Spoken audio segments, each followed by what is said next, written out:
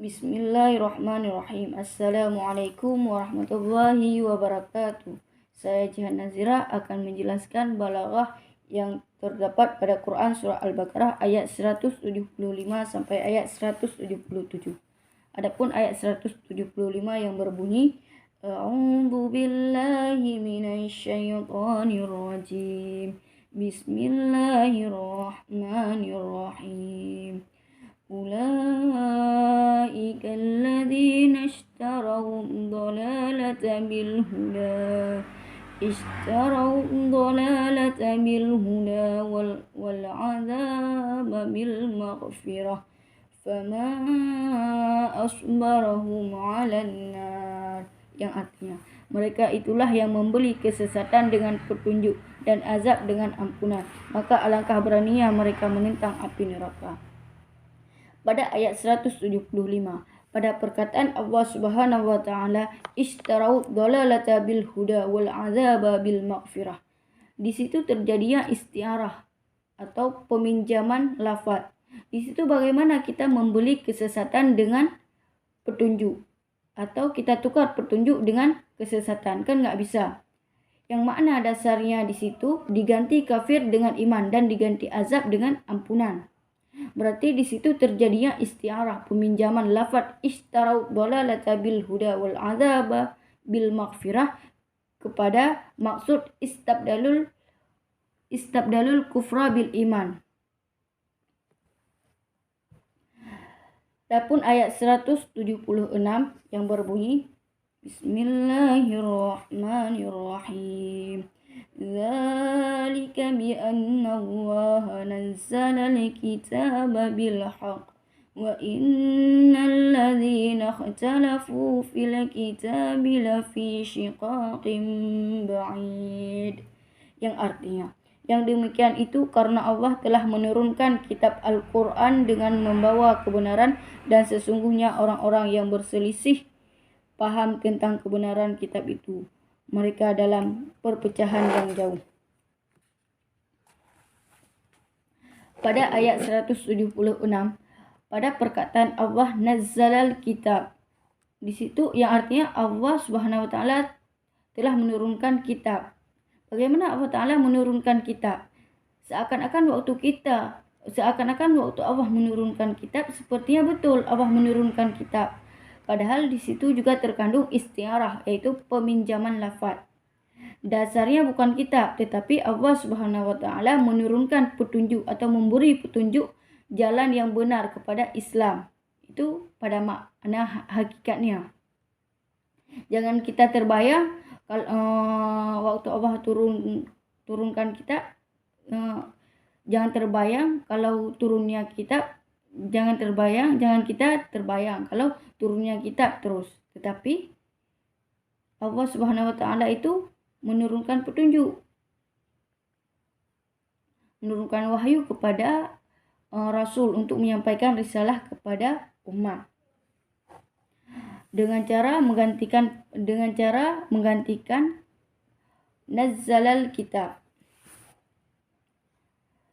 Adapun pada ayat selanjutnya, pada ayat 177, Bismillahirrahmanirrahim. Laisal birra an tuwallu wujuhakum qibalal masyriqi wal maghrib, walakinnal birra man amana billahi wal yawmil akhir والملائكة والكتاب والنبيين وآتى المال على حبه ذوي القربى واليتامى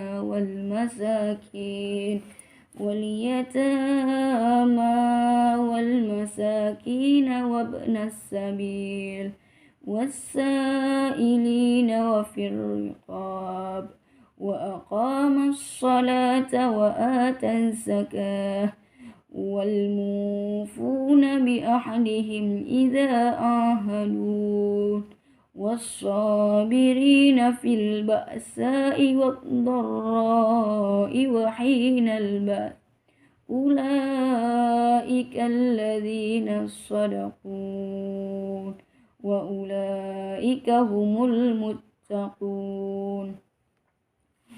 Yang artinya, kebaikan itu bukanlah menghadapkan wajahmu ke arah timur dan ke barat, tetapi kebaikan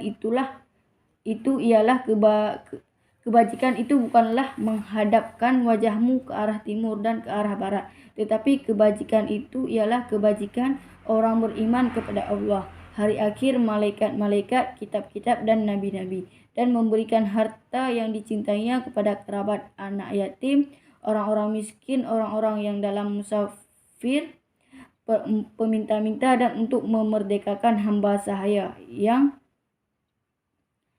melaksanakan salat dan menunaikan zakat, orang-orang yang menepati janji apabila berjanji, dan orang yang sabar dalam kemelaratan, penderitaan, dan pada masa peperangan. Maka itulah orang-orang yang benar dan mereka itulah orang-orang yang bertakwa. Pada ayat 177, pada perkataan walakinna birra man amana, menjadikan kebaikan seperti jiwa orang yang beriman. Di situ terjadinya mubalaghah, digabungkan kalimat secara bersamaan. Terjadinya mubalaghah. Secara mubalaghah berarti ya orang yang beriman baik akhlaknya lagi berarti diberikan kebaikan kepada orang-orang yang beriman. Setelah diberikan kebaikan, diberikan lagi kepada orang yang beriman. Berarti kebaikan itu hanya ada pada orang yang beriman. Itu madhud, dalam kalam mubalaghah itu sudah masyhur. Misalnya sudah masyhur untuk mubalaghah, untuk melebihkan. Karena ada orang yang bilang aska hatim, yang pemurah itu hatim. Hatim itu nama orang si Hatim. Orang itu yang pemurah. Di ketika itu dibilang aska hatim berarti itu pemurah. Emang udah masyhur dia. Besok pada perkataan wafir riqab, di situ terjadinya majas. Majas kan ada yang dilebihkan dan ada yang dibuang. Di situ terjadinya di situ buang pada lafaz riqab, di situ terjadinya buang. Itu majas mursal. Majas mursal kan pada adanya alaqah ataupun hubungan selain musyabbahah. Berarti wafir riqab itu ada hubungannya yang artinya wafir riqab itu yang artinya dengan jiwa. Di situ artinya dengan jiwa. Di situ alaqahnya itlaq juzuk ala qul. Di situ waktu dibilang kan raqab itu leher, riqab itu leher. Di situ dibilang leher, bukan leher tapi anggotanya, juzuknya berarti menandakan seluruh jiwa dia. Syukran. Assalamualaikum warahmatullahi wabarakatuh.